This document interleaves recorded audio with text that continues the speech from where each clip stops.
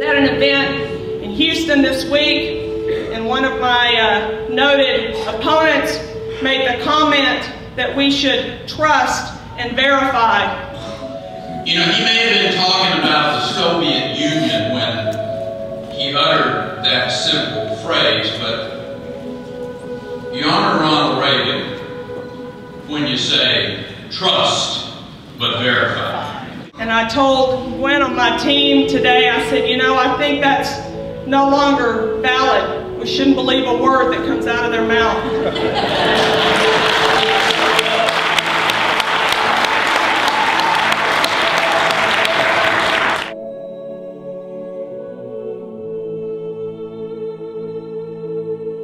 My name is Carlos Rodriguez, and this is my wife, Burley Rodriguez.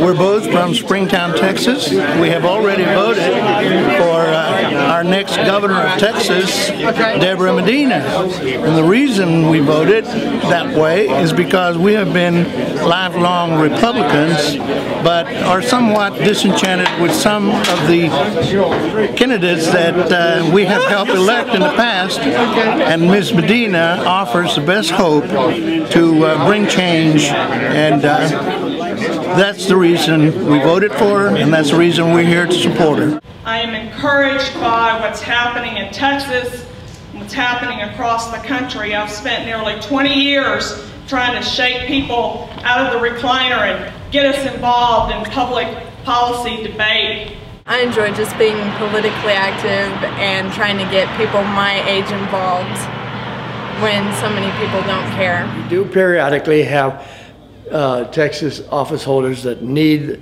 to be slapped upside the head with a 2x4 every so often. And this may be one of those times. Get involved and stay involved, and don't come out with the excuse, well, I'm too busy with life, and I know you are, all young people are, and I won't make any difference anyway. That's not true. You can and you will. For crying out loud, look at what the difference that this young female nurse is making. That alone should put to lie any idea on the part of any young person that they can't make a difference. Yes, they can. A savvy person at the Austin American Statesman reported in the last ethics period, somebody noted that while the Kay Hutchison and Rick Perry campaigns were bringing in a lot of money, that money wasn't coming from very many people. It's people that vote, not dollars. Elections still are about people, not bought and paid for with dollars. My name's Will Jacobs, and I'm from Parker County. Weatherford, Texas is the county seat, and I just voted for Debra Medina, early voting, because she's the only prayer we have. I'm a musician and I'm a bricklayer, and nobody's working. And the middle class are broke, and we've had enough. In the last cycle, not this most recent one, but the previous one, this campaign had 3 times more donors than either Kay Hutchison or Rick Perry. 3 times more. We had a report due on Monday of this week. Senator Hutchison, in the 28-day period covered in this most recent report, received $1.1 million in contributions. She spent $8 million, and she ended the period, which I think was February 22nd, with $2.3 million left in her campaign fund. She had received contributions from 960 individuals. Governor Perry had received $852,000 in contributions, a little less, $300,000 less than the senator. He had spent $8.8 million in that 28-day period. And he ended up with $2.4 million in the bank. He had 947 contributors. The Medina for Texas campaign received $438,000 in comparison to the million and the 852, not a lot. We had spent $228,000.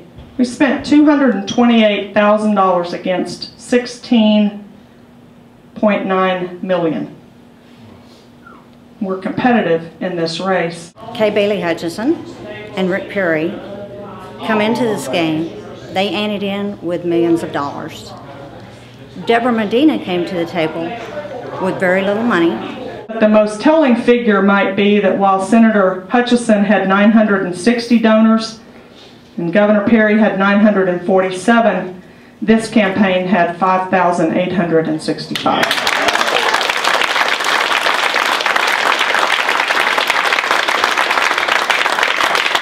You can come to a Texas Hold'em game with lots of money or a little bit.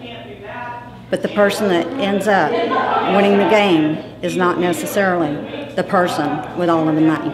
This morning that says 76% of the people voting in this primary have been registered voters in Texas and voting in general elections since 2002. These are not people who don't normally vote. These are not new voters. These are folks who haven't cared what happened in the Republican primary because it didn't matter. There wasn't much difference between the candidates. Today there's a difference. My name is Regis Fair, and I live in Denton, Texas. And I voted for Debra on the first day that early voting was allowed. And I think she's a breath of fresh air and what this country needs, what the state needs, what the country needs, and I wish you were a lot more like her. There's not much difference between Kay and Rick. That's not mobilizing these additional voters to come. It is this campaign. I will be voting for Debra, without a doubt. She has captured what most of the Tea Party is about. She is a breath of fresh air that we can all stand behind and get behind, and hopefully it will be the grassroots that pushes her through. If you haven't already voted, you've got 12 hours left to do that. 7 a.m. to 7 p.m. on Tuesday at the precinct polling location in your precinct. I'm Megan McCracken from Medina, and I support Debra Medina. I'm George Ricehouse. It's my wife Barbara Ricehouse, and we're registered Republican voters. We've already voted in Flower Mound, and we voted for Debra Medina. I'm Lynette McCracken from Weatherford, Texas, Parker County, Texas. I'm outside the city limits. I have a Weatherford address. I voted for Debra Medina, and we just think she's awesome. Hello, I'm Aaron D. Bertoff. I'm from Hazlet, Texas. Drove 48 miles to come meet Debra Medina. I vote for Debra Medina mainly because she's the only true candidate that the state of Texas truly has. Hi, I'm Belinda Antonowitz. I voted for Medina, and I'm from Weatherford, Texas. My name is Laura Steele. I live in Weatherford, Texas. I voted for Debra Medina because she is for pro-life, she's for pro-gun, she's for getting rid of property tax, she's for pro-property, which means if they can tax you on your property, then they can put a toll road through your property. The Trans-Texas Corridor dies with only one candidate for governor.